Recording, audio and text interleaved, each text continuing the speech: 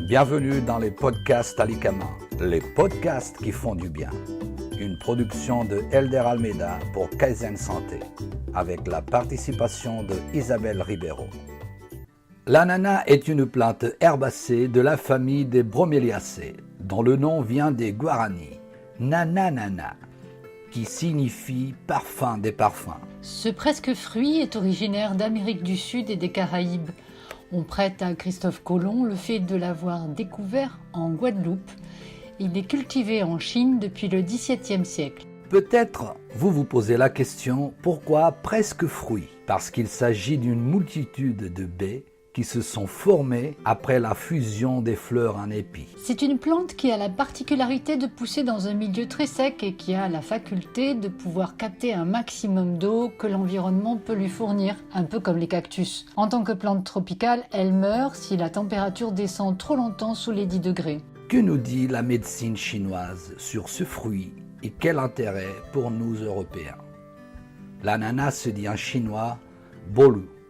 Il est de saveur douce, légèrement acide et sa nature va de neutre à frais. Les méridiens organes cibles sont la rate et l'estomac. Ses actions principales sont d'arrêter la soif, dissiper les stagnations d'aliments, arrêter la dysenterie, favoriser la sécrétion de salive, soulager l'agitation, renforcer la rate, chef d'orchestre du bol alimentaire, et dissiper les effets de l'alcool.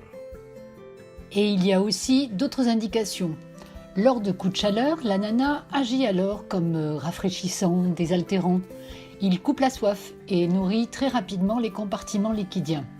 Il permet aussi de lutter contre la fièvre et l'agitation. En cas de constipation chronique par paresse intestinale, essayez de manger tous les matins une tranche d'ananas frais. Les Chinois plantent souvent dans un pot un ananas, cela permet de purifier l'air. Dans les nouvelles maisons fraîchement rénovées, un bol d'ananas à l'entrée de la pièce permet d'enlever les vapeurs lourdes de la peinture. Boire un verre de jus d'ananas frais pour calmer la douleur de la gorge et calmer la toux grasse est un remède de famille connu en Chine. La pulpe broyée de l'ananas peut servir de masque de beauté. Elle peut nourrir la peau, prévenir les rides, nourrir les cheveux, prévenir et éliminer les taches de vieillesse. L'ananas contient toutes les vitamines dont le corps a besoin et 16 sortes de minéraux. Il peut effectivement aider à la digestion, l'assimilation et l'élimination.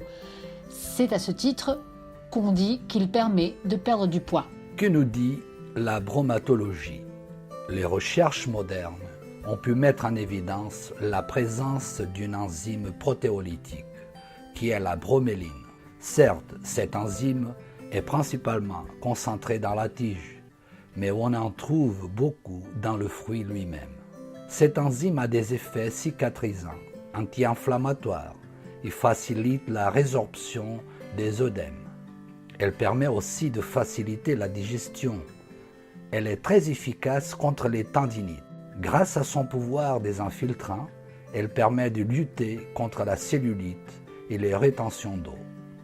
Elle permet également de faire diminuer l'acné en se frottant la peau avec un morceau d'ananas.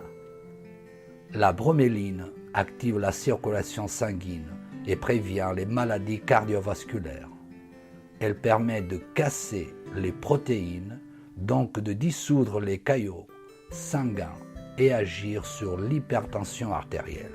Des études ont pu mettre en évidence l'action directe de cette enzyme sur le développement anarchique des cellules cancéreuses. Pour bien choisir votre ananas, préférez les fruits les plus lourds, dont les feuilles sont fermes, fraîches et d'un beau vert foncé. Évitez les fruits en conserve car on y ajoute beaucoup de sucre et ils perdent une grande partie de leurs propriétés. En outre, la broméline ne se trouve que dans l'ananas frais. L'ananas se consomme prioritairement frais, nature ou sous forme de jus. Il entre dans de multiples préparations culinaires.